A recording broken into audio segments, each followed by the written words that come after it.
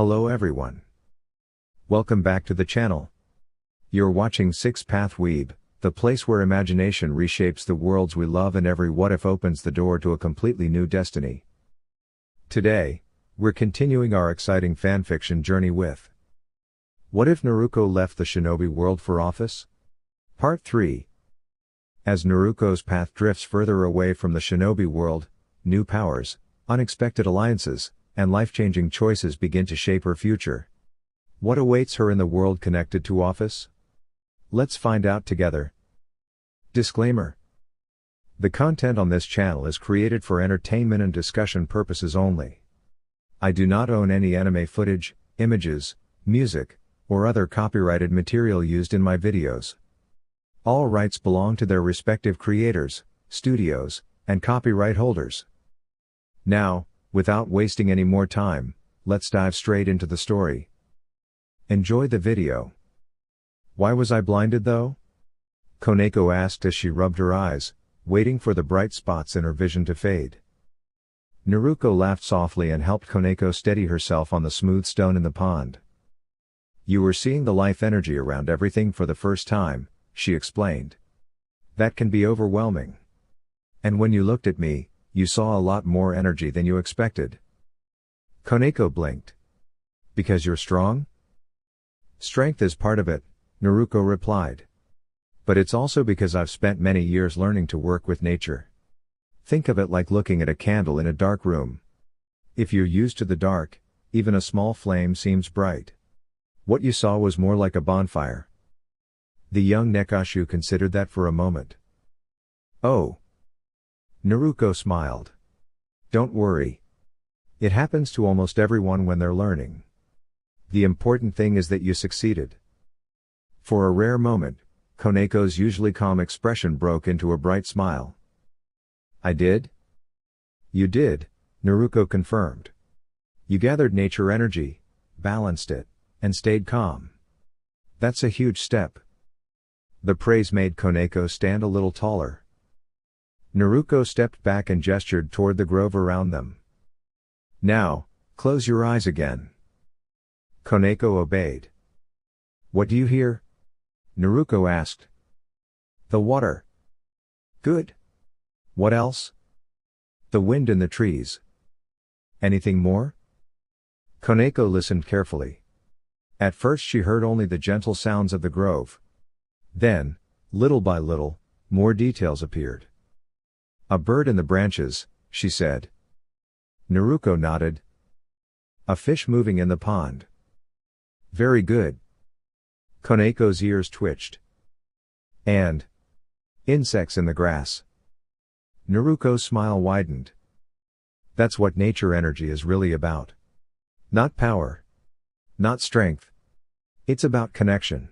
When you listen carefully, you begin to understand the world around you. Koneko opened her eyes and gazed at the grove. The trees swayed peacefully. Tiny fish glided beneath the clear water. Sunlight filtered through the leaves, painting golden patterns across the pond. Everything seemed alive in a way she had never truly noticed before. It feels nice, Koneko admitted quietly. It does, Naruko agreed. Nature doesn't rush. It doesn't worry about yesterday or tomorrow. It simply exists. That's why meditation is important. Koneko nodded. For several minutes, neither of them spoke. The grove remained peaceful as the afternoon sunlight danced across the water. Eventually, Naruko sat down beside the pond and folded her legs. You've worked hard today. I'd say you've earned a reward. Koneko's ears perked up instantly. A reward? Naruko pretended to think. Well, I might have brought some strawberry pastries home. Koneko's eyes widened. Strawberry pastries? Maybe. The young Nekashu was beside her in an instant. Naruko laughed. I knew that would get your attention. Koneko tried to regain her usual stoic expression, but the excitement in her eyes gave her away. Together, teacher and student left the grove and headed toward the house. As they walked, Naruko glanced at the smiling Koneko and felt proud. Learning nature energy was important, but seeing Koneko become happier and more confident was even better. The training would continue tomorrow. For today, however, there were pastries waiting, and that seemed like the perfect way to celebrate. When you use Senjutsu, your senses become much stronger, Naruko explained gently. It lets you notice things that ordinary eyes might miss. What you saw was the energy that exists within all living things, chakra. Naruko paused when she noticed that Koneko looked tired. The sudden rush of new sensations had clearly worn her out. Smiling kindly, Naruko carefully picked Koneko up and carried her back toward the house. You may not be able to see it as clearly as some people can, Naruko continued, but you were still able to sense it. My friend Neji once told me that looking at my chakra was like looking at the sun through a pair of sunglasses. When Naruko entered the kitchen, she found Rias and Ophis sitting together at the table. Rias immediately noticed Koneko resting peacefully in Naruko's arms. What happened? Rias asked with concern. Naruko shook her head reassuringly. Nothing bad. She's just tired from practicing Senjutsu. A good nap will help her feel refreshed. Rias smiled with relief. She cared deeply about everyone in her group and was grateful to know they could rely on one another. Naruko had become an important friend, and Rias trusted her kind heart. A calm voice suddenly spoke nearby. Humans are fascinating creatures, don't you think? Naruko turned and saw a man standing beside her. He appeared older than she was, with unusual eyes and neatly styled hair. She listened politely as he continued. They are capable of remarkable kindness, creativity, and courage. They constantly find new ways to learn and grow. Naruko nodded thoughtfully. That's true, she said. People can accomplish wonderful things when they work together and care for one another. The man smiled. You speak with wisdom beyond your years. Naruko chuckled softly. I've met many different people during my travels. Everyone has a story to tell. The man studied her for a moment. Your eyes show experience, but they also show hope. No matter what challenges you've faced, you've held on to your kindness. That is something special. For a while, they stood quietly, looking out over the city. Lights twinkled below, and a peaceful breeze drifted through the air. Finally, Naruko introduced herself. My name is Naruko Namikaze Uzumaki. A memorable name, the man replied warmly. He offered his hand. I am Mephistopheles. They shook hands before returning their attention to the city. Perhaps you can answer a question for me, Naruko said. I can certainly try. Do you know what a shinju is? Mephisto's expression became thoughtful. Yes, I do. Naruko's eyes brightened. Then this world has a connection to one as well? In a way, Mephisto answered. Long ago, there was a great source of life energy. Over time, its power spread throughout the world, becoming part of many different beings and helping life flourish. Naruko listened carefully. So its energy still exists today? Mephisto nodded. It does. You can see traces of it in nature, in living creatures, and in the bonds people share with one another. That explains a lot, Naruko said. The conversation continued as the two discussed the history of the world, the mysteries of life energy, and the importance of balance. Naruko found the stories fascinating. As the evening grew later, she reflected on everything she had learned. Every world seemed to have its own history and wonders, yet one truth remained the same. Life grew strongest when people chose understanding, friendship, and hope. With that thought in mind, Naruko smiled and looked toward the horizon, eager to discover what new adventures tomorrow would bring. What made Naruko so annoyed was that she had no doubt that, through one occurrence or another, she would eventually find herself needing to stop someone from awakening the beast, or somehow prevent the beast itself from causing trouble. It was something she doubted would be remotely easy, even with Sage Mode and every other skill she had learned along the way. Nonetheless, Naruko turned to the well-dressed Mephisto. Thank you for the information, she said with a polite smile. It was very helpful. No problem at all. Now, may I ask you a question? Mephisto replied. When Naruko nodded, the elder man continued. What exactly are you, Uzumaki-san? I can sense that you are powerful, immensely so, in fact, but I cannot tell if you are a devil, an angel, or even a dragon. I have been around long enough to become familiar with almost every race that exists on Earth, in the underworld, and even in heaven. The red-haired girl chuckled at the question and at the confusion she seemed to be causing her companion. Well, I can tell you for sure that I am none of those things.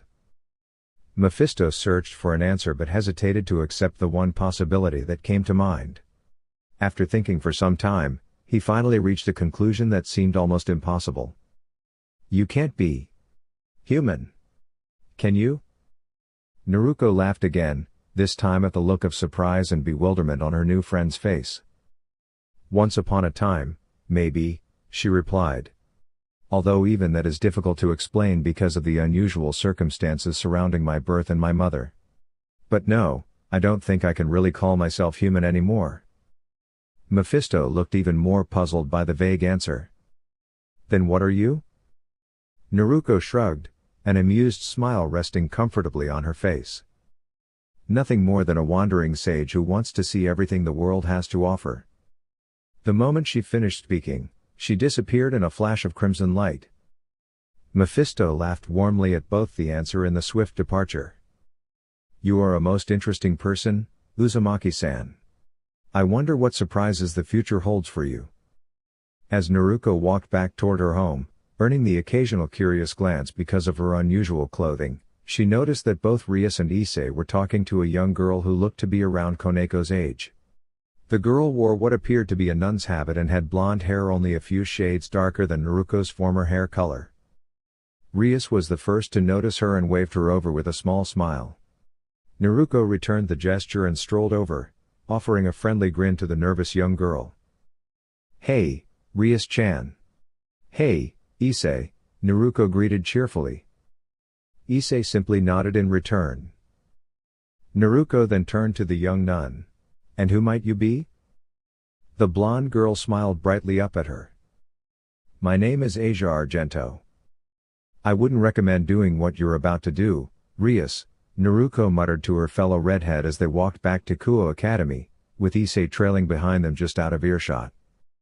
Rias glanced at Naruko, realizing that she somehow knew what she was planning. Remembering that Naruko had far more experience when it came to guiding and supporting others, Rias decided to at least hear her out before continuing. Seeing that Rias was willing to listen, Naruko called out, Oi, Issei. Rias-chan and I have something we need to discuss. Tell everyone we'll be back in a little while. Before Issei could respond, the two redheads were already gone. A few moments later, Naruko and Rias arrived at a small cafe only a short walk from the academy. The place had caught Naruko's attention during one of her outings with Koneko after a training session. The cafe served delicious sweets that Koneko adored, and the warm, welcoming atmosphere reminded Naruko of a favorite gathering place from her childhood. The owner, Keisuke Yamada, was a kind and cheerful man who always greeted customers with a smile. His daughter, Fuyumi, helped run the cafe and brought the same friendly energy to every visitor. As if on cue, Fuyumi approached their table with a bright smile. Good morning, Uzumaki-kun. What can I get for you and your friend today? She asked playfully. Naruko smiled warmly. I'll have the usual, thanks, Fuyumi-chan. Rias glanced at the menu. I'll have green tea and a taiyaki, please. Coming right up. Fuyumi replied before heading back toward the counter. For a few moments, the two simply enjoyed the peaceful atmosphere. Am I right in guessing that you know this place so well because of Koneko? Rias asked. Naruko chuckled and nodded. Yeah. She really loves sweets. But it's also because the people here are so kind. It's a comfortable place to relax. Rias looked around. The cafe was cozy and welcoming, with comfortable chairs, small tables, and a little stage in one corner where local performers sometimes shared music and stories. The customers chatted quietly, creating a calm and friendly atmosphere. It's a wonderful place to spend time with friends, Rias said with a smile. Within a minute, Fuyumi returned carrying their orders. Here you go. Let me know if you need anything else. Thank you, Naruko and Rias replied together. As they enjoyed their snacks and tea, they looked like two ordinary students spending a pleasant afternoon together. Later that day, back at the Occult Research Club room, Issei looked troubled. What do you mean I can't visit Asia-chan whenever I want? He asked. Rias sighed gently. Before she could answer, Naruko spoke from her seat on the couch. Koneko sat comfortably beside her, happily enjoying a sweet treat. Hold on, Issei. Rias-chan didn't say you couldn't see her at all. Listen carefully. Rias nodded gratefully. There are simply a few things you need to be mindful of, she explained. I'm only trying to help. But why? Issei asked. Naruko folded her arms thoughtfully. Because sometimes friendships require patience and understanding. There are rules and responsibilities we all have to respect. After thinking about it for a moment, Issei finally nodded. I understand. Sorry, Rias-senpai. Rias smiled. Thank you, Issei. Feeling a little better, Issei headed out for some fresh air. As the room grew quiet, Akeno arrived carrying a tray of tea. I'm sure everything will work out, she said cheerfully. Naruko nodded. Issei can be stubborn sometimes, but he's a good person. Give him time. Rias smiled warmly. Thank you, Naruko. You've helped a lot today. Naruko returned the smile. Anytime, Rias-chan. Koneko looked slightly disappointed when Naruko stood up, but Naruko gently patted her on the head before stretching. There's something I'd like to check on, she said. Rias stood as well. Can I help? Naruko smiled warmly. I appreciate the offer. Then, in a gesture of friendship and encouragement, Naruko gave Rias a brief, reassuring hug. No matter what happens, remember that your friends are here for you. Rias smiled, feeling much more confident. Thank you, Naruko. The afternoon breeze drifted through the open window as the two friends shared a quiet moment, ready to face whatever adventures tomorrow might bring. When Rias felt Naruko's arms gently wrap around her shoulders and the comforting warmth that always seemed to surround her, she blushed. Naruko had always been a kind and supportive friend, but this simple gesture felt special somehow. It made Rias realize just how much she valued having Naruko in her life. Rias smiled softly. Whatever adventures awaited them in the future, she hoped they would face them together. Thanks for offering to come along, Naruko said cheerfully. But I'll be fine. I might be away for a few days, but if you need anything, just toss this somewhere safe, and I'll come find you as quickly as I can, okay? She handed Rias an intricately crafted kunai-shaped token. The metal shimmered with a deep midnight color, and delicate symbols were engraved along its surface. The patterns were beautiful and mysterious, making Rias, Akeno, and Koneko stare at it with fascination. What does it do? Rias asked curiously. You know how I sometimes appear somewhere really quickly? Naruko asked with a grin. The three girls nodded. Well, my parents helped create a special travel technique. Long ago, they used markers like this one to help them know exactly where they wanted to go. I learned from their notes and improved the technique, but I still like making these markers because they're useful. They're like little signals, aren't they? Rias guessed. Naruko blinked in surprise. Exactly. When one of these markers is placed somewhere, it lets me know where it is. That way I can travel right to it. Ara, Akeno said with a smile. That sounds like a wonderful invention. Your parents must have been very clever. What was the technique called? Naruko's eyes brightened. My father called it the Flying Thunder God technique. He was known for his creativity and for helping people with it. He also created another technique called the Rasengan. As she spoke, Naruko glanced up at the sky. Her expression softened as she thought about her family. The others noticed immediately. Ria sensed there was a deeper story behind Naruko's smile. "And what about your mother?" she asked gently. Naruko's face brightened. "My mother was amazing. She was incredibly talented and loved learning new things. She knew so much about seals and symbols that people often came to her for advice. She also had beautiful red hair." Naruko looked at Rias and smiled warmly. "You know, you actually remind me of her. She had the same bright red hair, and she always lit up a room whenever she walked into it." Rias immediately felt her cheeks grow warm. Naruko laughed softly. "When I was younger, I even wished I had red hair like hers." "You didn't always?" Kiba asked. "Nope," Naruko replied. "My hair used to be a different shade, but things changed over time." Koneko tilted her head. "What were your parents' names?" For a moment, Naruko grew quiet. A few happy tears sparkled in her eyes as she remembered them. "My father was Minato Namikaze, and my mother was Kushina Uzumaki." Everyone listened carefully. "They sound wonderful," Issei said. "They really were," Naruko replied. "They taught me that kindness, courage, and helping others are the most important things a person can do. Even though they aren't here with me now, their lessons stay with me every day." The room became peaceful and quiet. Rias thought about everything she had learned.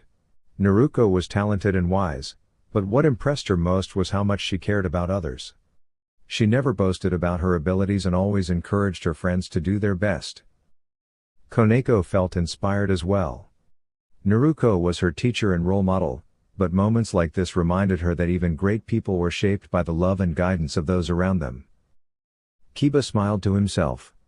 Whenever he spent time with Naruko, he felt motivated to work harder, learn more, and become a better friend. Naruko looked around the room and saw all of her friends gathered together. Their smiles made her smile too. No matter where her journey took her over the next few days, she knew something important. She would always have people who cared about her, and she would always care about them in return. Issei felt both humbled and thoughtful at the same time. Here she was worrying about becoming a devil and feeling upset over not being able to see a girl she had only known for a short while, and then there was Naruko. Naruko had lost her parents when she was born. That realization deeply affected Issei. What would life be like without her own parents? Would she even be the same person without the two people who loved her unconditionally and cared for her every day? The love of a parent was something precious, something that could never truly be replaced. Yet Naruko had grown up without ever knowing that kind of love firsthand. Akeno, the queen of the group, was also moved by Naruko's story. In some ways, she felt a connection to her. Akeno had lost her parents when she was young as well. Yet at the same time, she realized how different their experiences were. Akeno had known the warmth of a mother's embrace and the comfort of a father's protection, even if only for a short time. Those memories had stayed with her. Naruko, however, had never experienced those moments while growing up. The thought saddened Akeno. Someone so bright, kind, and remarkable had carried such loneliness for so long. Naruko turned toward them, making no effort to hide the tears that gently rolled down her cheeks. Even so, she smiled warmly. "Sorry about that. I didn't mean to unload all of that on you. And don't worry, Issei. It was only natural for you to ask." Naruko then stepped forward and gave each of the girls a warm hug. Rias happily returned the embrace and gently kissed Naruko on the cheek. Koneko quietly nestled against her and held on tightly. Akeno smiled sincerely and hugged her back. Afterward, Naruko shared a firm handshake with Kiba before playfully ruffling Issei's hair. "Well, I'll be back in a few days. Try not to get into too much trouble." With one last laugh and a bright smile, Naruko disappeared in a crimson flash. "President?" Akeno spoke up after a moment. "Yes, Akeno," Rias replied. "I just realized something. Naruko said that her parents died when she was born, right? Rias looked at Akeno curiously. Yes, she did. Why do you ask? Akeno thoughtfully folded her hands. Because she also mentioned meeting her mother later in life. The way she talked about her parents made it sound as though she had met both of them personally. Are you suggesting that she wasn't telling the truth, Akeno? Rias asked. Akeno quickly shook her head. Not at all, President. I trust Naruko completely. I just think there's more to the story than she's shared so far. It's a mystery, that's all. Rias considered her words and nodded slowly. You're right. There are still many things we don't know about her. She gently held the special kunai Naruko had given her and smiled. But whenever she's ready, I'm sure she'll tell us. The room fell quiet for a moment, each of them thinking about their cheerful friend and looking forward to seeing her again in a few days. Goodness gracious! Said a flustered and tired Rias as she brushed a strand of red hair from her face.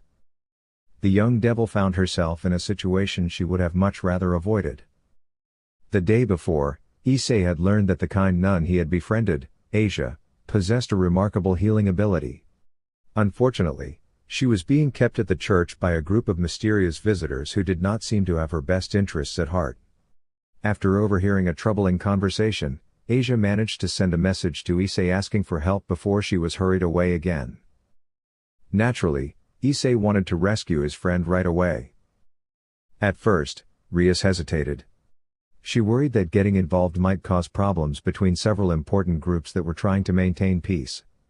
Just as she was about to explain her concerns, something very unusual happened. A small puff of smoke appeared in the middle of the club room. Everyone jumped in surprise.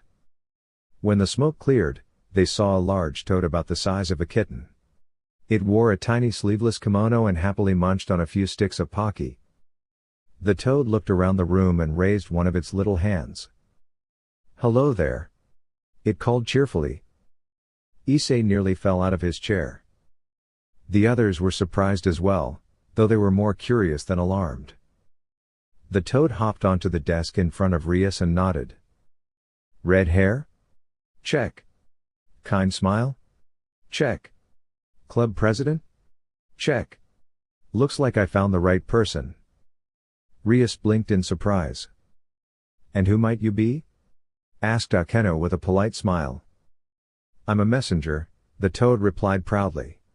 I've got a message from my boss for Rias. Rias leaned forward with interest. Then please share it.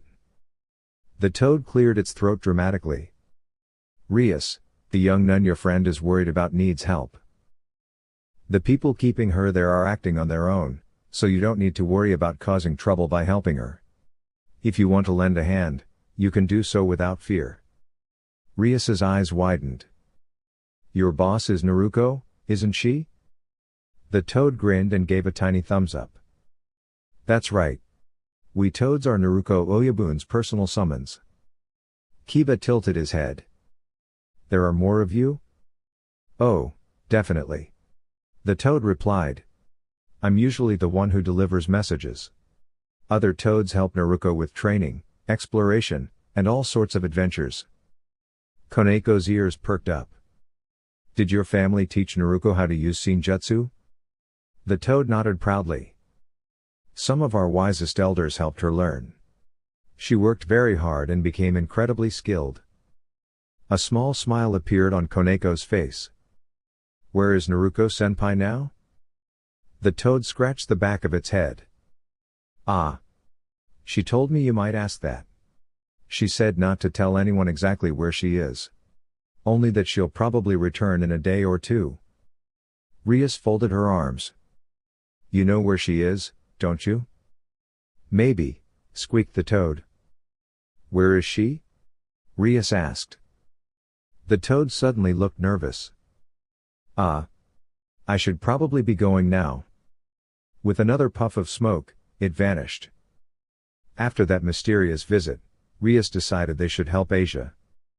What she had not expected was how many challenges would stand in their way. The church was filled with puzzles, enchanted barriers, and tricky obstacles that slowed everyone down. Normally, Rias and her friends would have solved such problems quickly, but these surprises had clearly been prepared in advance. Even so, they pressed forward together. They knew that Asia needed help, and they were determined to reach her. Then, just when they thought they understood the situation, something completely unexpected happened. The determined exorcist Fried did not like losing, especially when things did not go according to his plans. As a final attempt, he pulled out several small vials filled with holy water. He sprinkled some over himself and carefully coated his blade before tossing the remaining liquid toward the surprised Koneko. Koneko was already tired from the challenges she had faced that day. Seeing the sparkling droplets rushing toward her, she froze in surprise. Without hesitation, Rias threw the special kunai she had received from Naruko and called out as loudly as she could. "Naruko!" Everyone's eyes followed the dark kunai as it sped across the room. Just before it touched the floor near Koneko's feet, a brilliant crimson flash appeared. To everyone's amazement, Naruko instantly appeared in front of Koneko. With a swift motion, she wrapped her cloak around the younger girl, shielding her from the incoming liquid. The droplets splashed harmlessly across the back of Naruko's cloak. "You okay, Koneko-chan?" Naruko asked gently. Koneko blinked in surprise and looked up at the familiar blonde ninja. "Naruko-senpai?" she replied in a shaky voice. Naruko smiled warmly. "Of course it's me." Relieved, Koneko gave Naruko a quick hug. Naruko chuckled softly before patting her on the shoulder. "Why don't you head back to Rias-chan and the others? I'll make sure everything is okay here." Koneko nodded and hurried over to join her friends. Rias, Kiba, Akeno, and Issei gathered near the entrance, watching closely. Fried stared at Naruko in disbelief. "How are you still standing there?" he exclaimed. Naruko calmly adjusted her cloak. "Because helping people is more important than worrying about myself," she said kindly. "And today, everyone deserves a chance to calm down and talk things through." The room grew quiet. The warmth usually found in Naruko's bright blue eyes was still there, but now it was joined by a calm confidence that made everyone pause and listen. This was not the playful Naruko who enjoyed jokes and adventures. This was Naruko, a hero who had spent years helping others and bringing people together. The church members and the fallen angels exchanged uncertain glances. Naruko stepped forward and raised one hand. A gentle swirl of golden chakra shimmered around her, filling the room with a comforting glow. The light danced through the air like tiny stars, making the grand hall feel brighter and more welcoming. Gasps of amazement spread through the room. Many had heard stories about Naruko's abilities, but seeing them in person was something entirely different. The glowing energy felt peaceful rather than frightening. Naruko looked around at everyone present. "There's been enough confusion for one day," she said. "Let's solve this the right way." Her voice carried clearly throughout the church. Then she smiled and added, "By the authority of both Governor General Azazel of the Grigori and Gabriel of the Seraphs, Asia, Argento is to be released immediately and allowed to return safely with her friends." The announcement stunned everyone. For a moment, the entire church fell silent. Then all eyes turned toward Asia, wondering what would happen next. Standing in the center of the glowing hall, Naruko remained calm and confident, ready to help bring a peaceful ending to the situation. For a few moments, no one said a word or moved a muscle. Everyone was so surprised by what the red-haired sage had just said that they could only stand and stare. How could they not be amazed? She had calmly explained that she had come to help the young nun and bring peace to the little group gathered in the old church. At last, the silence was broken by a man wearing a long coat and a wide-brimmed hat. To everyone's surprise, he burst into laughter. Naruko remained calm. She had faced plenty of teasing and doubt throughout her life, so a stranger laughing at her did not bother her in the slightest. When the man finally caught his breath, he grinned brightly. "Wonderful!" he exclaimed. "It's not every day I meet someone so confident. You seem like you've had many adventures." Naruko tilted her head slightly. The man seemed excited, not angry. He looked like someone who loved challenges, mysteries, and stories of brave deeds. Perhaps that was why Naruko understood him a little. She had always enjoyed testing herself, learning new things, and overcoming obstacles. There was a special feeling that came from working hard and accomplishing something difficult. Still, she believed there was an important difference between enjoying a challenge and creating trouble for others. The man swept off his hat and gave a dramatic bow. "As fellow adventurers, we should exchange names," he said proudly. "I am Donaseek." "Naruko?" "Uzumaki Naruko," she replied with a friendly nod. Donaseek smiled. "Then let us see what makes you so remarkable, Uzumaki Naruko." He hurried forward eagerly. Naruko stayed where she was. At the last moment, she stepped aside with surprising grace and tapped the floor with her foot. A gentle gust of wind swirled through the church, carrying loose dust into the air. Caught off guard, Donaseek stumbled and landed in a nearby pile of cushions that had been stacked against the wall. Everyone blinked. Then Donaseek sat up and laughed. "That was unexpected," he said. Naruko smiled. "Sometimes strength isn't about being the loudest or the fastest," she said. "Sometimes it's about thinking carefully and helping others." Donaseek crossed his arms thoughtfully. "And what if someone only cares about proving they're the best?" he asked. Naruko's expression softened. "Then I think they're missing something important," she replied. "Being strong doesn't mean looking down on others. It means helping people, protecting fairness, and making the world a little brighter." The church grew quiet. Even Donaseek seemed to consider her words.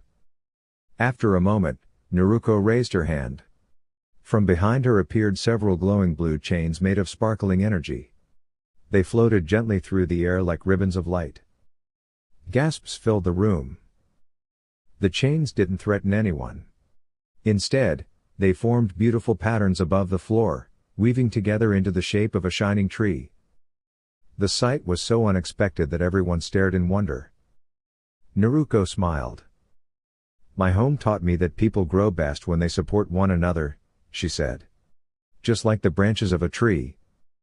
For a long moment, nobody spoke. Then Donaseek chuckled. "You certainly have a different way of solving problems." Naruko laughed softly. "Maybe.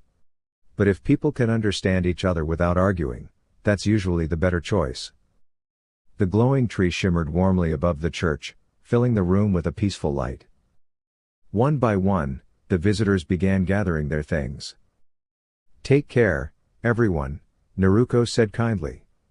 "And remember to be considerate of one another." With thoughtful expressions and lighter hearts, they quietly made their way out of the church, leaving behind only calm, friendship, and the gentle glow of Naruko's shining tree. Dear YouTube family, that's all for now. If you enjoyed this video, please like, share, and subscribe to the channel for more content. Thank you for your support. Regards, 6 Path Weeb.